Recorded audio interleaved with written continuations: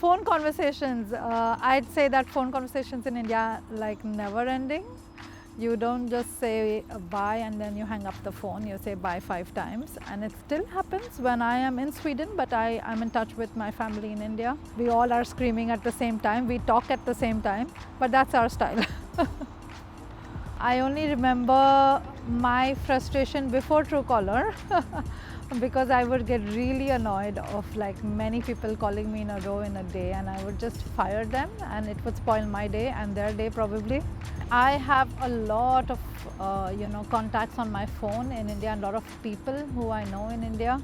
I've lived there all my life, so it was really important for me to use it more in India when I was probably switching my phones and I don't know who it is. So I moved to Sweden for love, for my husband who's from here actually. I felt like with the lifestyle in Sweden has made me a bit more calmer and more patient.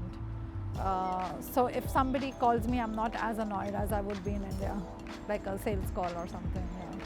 I mainly use the app, to avoid calls from telemarketing companies, and I have also enforced it or kind of made my parents use it in India a lot, so that they don't end up buying random stuff from people trying to sell them things.